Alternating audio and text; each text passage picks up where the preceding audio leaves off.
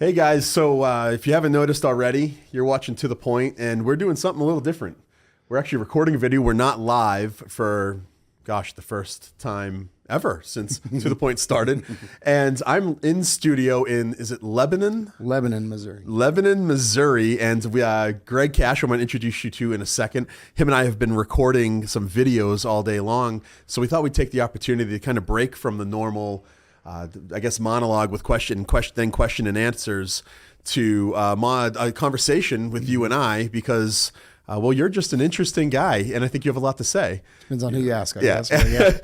So normally at To The Point, the audience knows that normally I take a culturally relevant topic, whether it be something from the news, and I address it from a distinctly Christian perspective. But tonight, I kind of want to hear a little bit about your story, where you're from. So just so you guys know, Greg, you are our videographer, I guess. Is that what we would call you? Videographer, cinematographer. Cinematographer. That's way more fancy. You feel a little more important if you say cinematographer. Yeah. Right, at STR. So all the video stuff that people are seeing right now online, the stuff that has editing and fancy graphics and all that, that's you. That's me. You're responsible for it. That's right. So I'd like to know a little, because you have a really interesting history and a past. And then what we'd like to do is I'd like to hear, through Israel and all this stuff, amazing things that you've been doing. But then I really would like to talk about kind of the cultural battle that's going on of worldviews. Sure. And how media can play a role, especially for the Christian, as we become more intentional. Maybe we could use some of these things to leverage our worldview. But first, I want to talk to you for maybe the next 3 or 4 minutes about where you're from. So why don't you tell us your story? Yeah, I'll try the quick version. So I initially started in the pastorate. I went to seminary, Southern Seminary in Louisville, Kentucky. And then it was at seminary that God started to draw me into media. Really interesting, it's funny how we talk about sovereignty all the time, I have always say you see sovereignty in reverse very, very easily, right? You can look back at your life and go, oh man, look at how, what a straight line God was drawing. And in the middle of it, you're like, everything's lost and I don't know what's going on. Sure. And And so that was me in seminary, where I'm thinking I'm on the traditional pathway to the pastorate. And yet God started drawing me. First, I was doing podcasts for for Dr. Moeller at Southern. So I was starting the briefing. The briefing and Thinking in Public. He had 2 national podcasts. And so I did those as my very first media job was his podcast engineer, which was terrifying. I was thrown into the deep end, man. I was Holy terrified smokes. for the first 5 months of my job. And again, I just thought we're passing the time, but really God was starting to build this new thing. And then that job came with a video portion. And so came to find out that video came really, really natural to me. And lo and behold, God started drawing me out of the traditional pastorate and brought me into full-time cinematography, full-time professional media. And because of that, and because of my theological background as well, I was then able to leverage media overseas. So you said Israel. I was able to go and teach film in Jerusalem and be the director of a film school in the heart of Jerusalem because of my theological background and my film background. And so God started really just doing these incredible things that I was like, what is happening with my life? It was really amazing. But and then after Israel, during my time in Israel, I came to know of Stand to Reason. And kind of through, again, a really amazing kind of set of circumstances where God, even from my undergrad, a professor that I had in undergrad, connected me to Stand to Reason. And and they were looking for a cinematographer. And I had to come back home it's a whole nother story, but I had to come back home. And so it's been 5 years now, 5 years full time with STR. And so it's been an incredible ride. That's God incredible. has done. Well, one of the things that you really bring to the table as far as your talent is presenting media in a way that's beneficial, that we can leverage for the kingdom. Right. And that's kind of like where I'd like to kind of talk about, maybe start off at first. Everybody is consuming something, right? We're all consumers at some point. Exactly. Everybody's being influenced by something.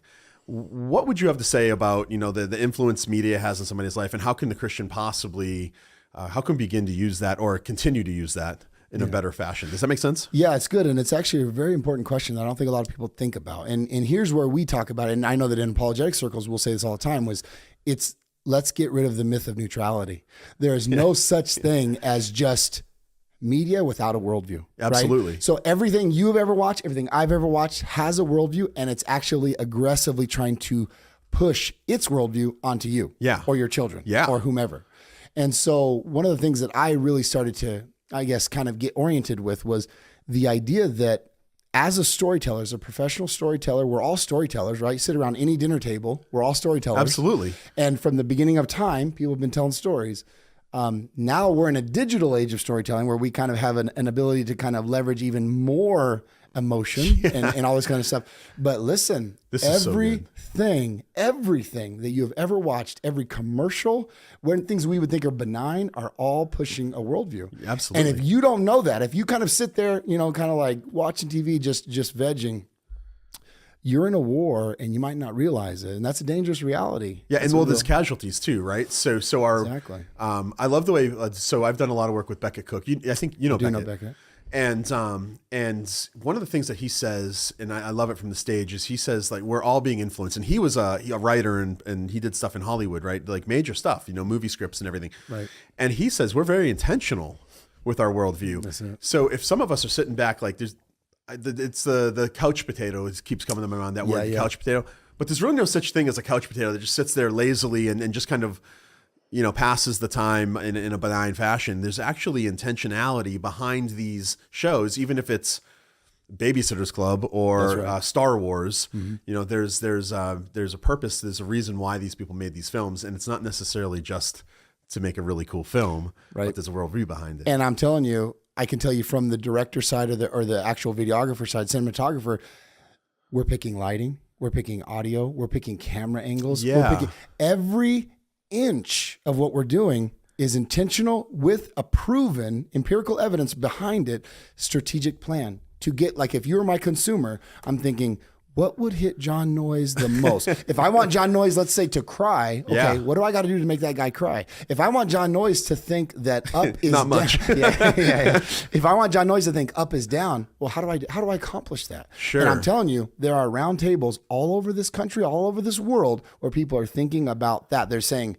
I need to target, let's say, a 7 to 10-year-old demographic. How do I do that? How do I do that most effectively? How do I do that would hit them right where they are? If I want to push an agenda of any worldview, how do I do that? And they're being so strategic. And my fear is that on the Christian side, not only are we less strategic, but we might not even know all the strategy that's happening. And so then again, we become easy casualties. Yeah. Thinking that we're just hanging out. And it's just, this is kind of benign stuff. Nothing is benign. There's no neutrality. I love that statement. And I think it's true. There's no neutrality as far as worldviews goes. Yeah. One of the words, I think when we were driving over here, we're just kind of talking about what we wanted to talk about. And was it manipulation? Yeah, it manipulation? Because it was a word that, like, it's not a good word. We don't want to, but everything's manipulated. Exactly. And I'd like you to talk maybe just a little bit about that. Do you know what I mean? Yes, I do. So when you think about manipulation, it's always in the negative, right? You never think of like positive manipulation. Sure. But I would say it doesn't always have to be negative. So we think about the power of music and how it can manipulate an emotion. Well, that doesn't have to be negative. It can be a positive. I can push you towards a positive worldview. I could do a video, let's say, about justice, about redemption or something. And I pick the unique music that I think would manipulate the situation to want you to want justice or to feel the empowerment of some sort of inspiration or something, right? But all I'm doing is manipulating you. Right? And absolutely. And so my point is, and it goes back to the whole kind of neutrality thing, everybody's being manipulated, some bad, some good, depends on the worldview. And so what I guess I really want people to always understand is that manipulation is happening at all times. And as a videographer, I'm strategically trying to manipulate. Yeah. Right. Absolutely. That's my whole goal. It aids you in telling your stories, and it gets 100%. Back to being storytellers and stuff. I remember watching, I wish I could remember when or where I saw this, but it's this website or YouTube channel that it takes movies that we all know. Say Star Wars is in my mind right now, so Star Wars scene. But what it'll do is it'll change the music, or it'll take like, for example, maybe like a well-known horror movie, but put like romantic music to the background. Right. And it's insane how it changes. I mean, the entire tone of the movie. It's no longer scary. Yeah. It's like funny or it's romantic or whatever. So we're constantly being kind of bombarded with manipulation. Not all bad. Yep. Sometimes, like, for example, when we go when you go to STR University, right, STRU, and you watch one of our training videos, I mean, you are strategically putting, like literally you are strategically putting in graphics and music and cuts, and like there's promo videos that you want to elicit a certain response out of somebody. Right. How can, this is just kind of an off the cuff question. How can we, one of the things that I wrestle with is I don't always recognize Yeah. that I'm being manipulated. Yeah. How can we maybe come to a better understanding of how to point this stuff out, to ourselves, and then how do we kind of defend against it? Yeah, and it's not. Does that make sense? I'm throwing this at you without discussing it. And it's not always easy, and I'll tell you why it's not always easy, because we talked about the language of Trojan horse, right? Yeah. And so the point of the Trojan horse is, here's one thing, but it's actually another. Yes. Right? And so that's the strategic value of media, and the power of it is that sometimes it can slip things under the radar. Totally. Yeah. So it's not always easy. I would say someone even in my shoes that kind of has more of an eye to see maybe what a director is doing. I'm watching in any film I watch now. It's like, I'm guessing it's, whenever you watch an apologist or something, same kind of thing. I watch a film now and I'm like, oh, I see where we're headed. Oh, I get what they're doing. I see the lighting's doing this. I can see where we're headed. But it's not always the case, right? Because sometimes they throw curveballs all over. The point is, I think that you should recognize the immediate reality is to recognize that we're in a war. Absolutely. So obviously, almost like the alcoholic needs to admit he has a problem. We're here to say, understand that we're in a worldview fight. Absolutely. Every piece of media that exists is in a worldview fight. Okay. Yeah. So if we do that, then we try to say, what's the Trojan horse? And by the way, not all Trojan horses are bad. Yeah, sure. But they are all trying to push a message. And so one of the things I would start to think of is look to what the message is being portrayed. And then evaluate that by a standard. And the only standard we can do is the scriptures. That's right. That's so it. Because if I'm just coming to say, well, the standard is my tastes. Yeah. Then I have nowhere to stand. Yeah. Yeah. That's really interesting. I think that's really good advice. I struggle with this. Like I'll be watching a movie and then I'll talk to you or one of my other Christian friends and I'll be like, oh my gosh, did you see these worldview implications? I'm looking at like, no, man, I was like, not just in it. I was like, not doing this, it's like, but once you start thinking, this is, I guess my point. Once you start thinking along these lines, stuff's going to start jumping out at you.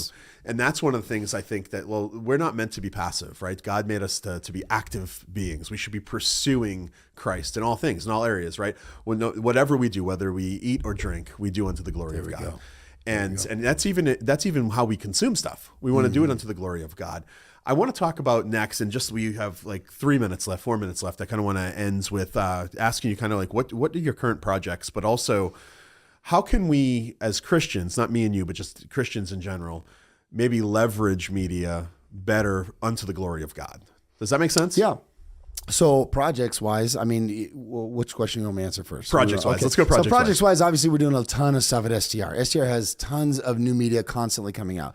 STRU, you mentioned. You're like behind Red Pen Logic, by the way. Everybody's watching this, watches so Mr. B. We were doing some Mr. B stuff for sure. A lot of the reality conferences, we're doing tons of new media for the advertising side of that. God's been moving powerfully with what, it's amazing. I've only been here 5 years, but I've seen just a monumental kind of tidal wave of what God's been doing. It's been really cool. It's amazing. So no shortage of projects, no shortage of, kind of feel like you're at the water lines at I'm right there with you, man. That's exactly right. So that's a big thing to me. And the other question was, how can we leverage it? Yeah. How can we kind of leverage media maybe better as Christians? Like my mind always goes to, and I'm just going to be honest. Like I'm always honest, whether it gets me in trouble or not. Oftentimes like Christians in general, we're not known for making, blockbuster videos. We're not known for making, the best music that's winning Grammys, and if we are, like I said, I quoted Paul, right? Whether we eat or drink, no matter what we do unto the glory of God, right? So the reason why Paul says eat or drink, this isn't news to you, is because they are the two most fundamental activities to human life. Everybody needs to eat. Everybody needs to drink. If we do those unto the glory of God, how much more should we be doing everything else that we do unto the glory of God? Whether it's brushing our teeth, combing, we don't comb our hair. But whatever we do, now I'm thinking about, okay, these things, eating, drinking, brushing our teeth, cleaning ourselves, whatever, has an impact on me, maybe my wife and kids, maybe my immediate sphere. But now we're talking about media, and you pointed it out earlier on. I mean, we live in a day and an age where, number one, we're bombarded with media. But also, it's we've been given this opportunity to leverage something that's extremely powerful. If you think about it in the past, right? So in the past, it started with always stories, verbal stories back and forth, right? We tell stories back and forth. Then the printing press, and then radio, and then TV, then color TV, movies, all this stuff. So now we're able to leverage media, engaging almost every sense. I mean, you go to these theaters now and the seats rock.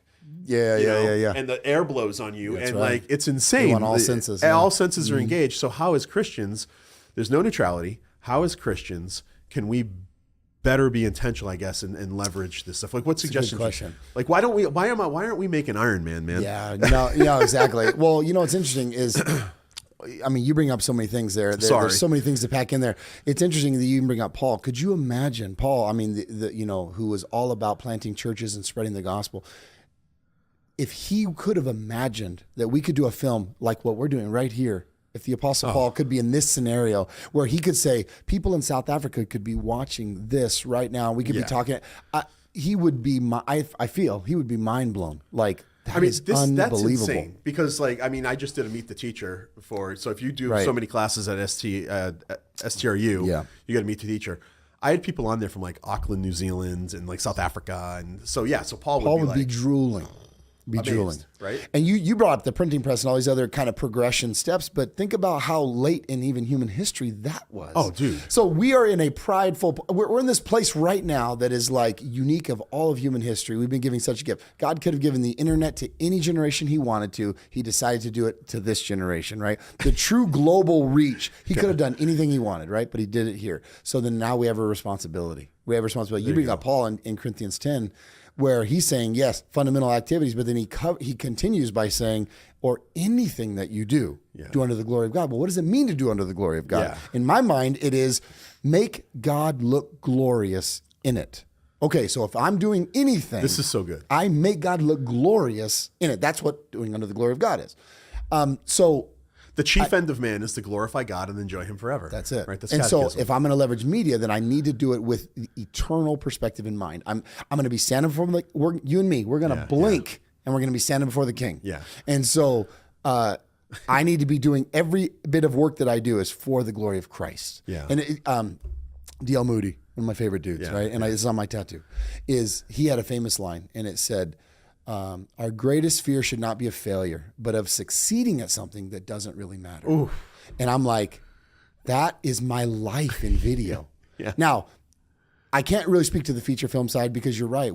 It wasn't always this way. I mean, look at Charlton Heston from just a few decades ago. Yeah. This guy's making huge blockbuster films. Biggest movies ever made. Exactly. He set so many records in film, not just Christian film. Yeah. And then we kind of like had this hiatus of kind of lower stuff. We had kind of the Jesus film and we had some other things. And then you have like, let's say Mel Gibson come along and do the Passion of the Christ. That really changed a lot of things. You have The Chosen kind of coming out now. So I think people are trying to say we can do better. We can do leverage better. This. Yeah. But when I'm talking about that, so I'm not really in the feature film. Sure. Thing, but on the average everyday person, one of the things I think about is D.L. Moody all the time.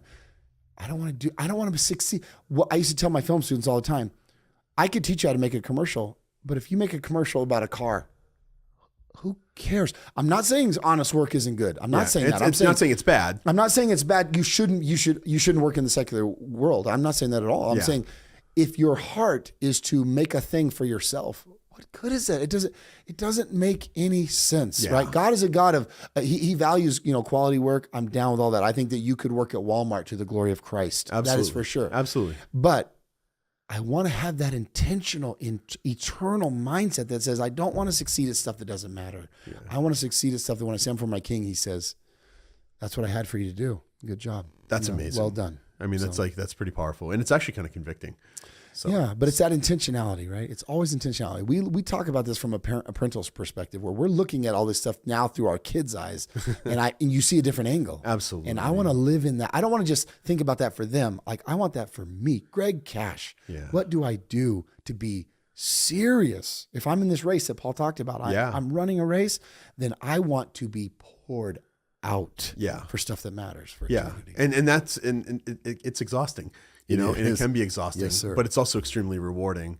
And I think that's a good place actually to end. We've gone about 20 minutes. I think that's a good place to end. So, man, thank you so much for not just your time, but all your equipment. No, it's a pleasure. We're in your church's In studio. I mean, this is just like, it's been a dream. This is quite an upgrade from our normal setup. So I hope the audience doesn't get all comfortable with, the 1080p and 3D and all this. But hey guys, thank you so much for listening. I want to just remind everybody who's watching right now, If you want to see Greg's work, you've got to go to watch our videos on the YouTube channel, watch the Mr. B videos at Red Pen Logic. If you need more resources, you want to learn more about Christian apologetics, theology, philosophy, stuff like that, of course, str.org is phenomenal. And I also want to mention that the lineup for next season's reality conferences, they're already coming. Yep. Which is insane. So September will be in Orange County again. The season starts right back up. We're in the process of doing a lot of work for that. It's going to be unlike anything else. We're going to be hitting up some really important topics, deconversion stuff. And you guys want to make sure you get, if you're wherever you are, if you're in a city that's near what we're doing, you should come to the Reality Student Apologetics. You can go on and find more information, realityapologetics.com. And also STRU. So you go to str.org/training. Yeah. And you'll get those videos. So with that, guys, no question and answer tonight, or today, rather, it's nighttime here. No question and answer today, and we'll be back in 2 weeks. Well, I'll be back. You won't. I won't. I'll be back in 2 weeks to do we'll be back to the live format with question and answer. I hope you enjoyed. I'm Jon Noyes. This is Greg Cash for Stand to Reason. This is To the Point, and I'll see you then.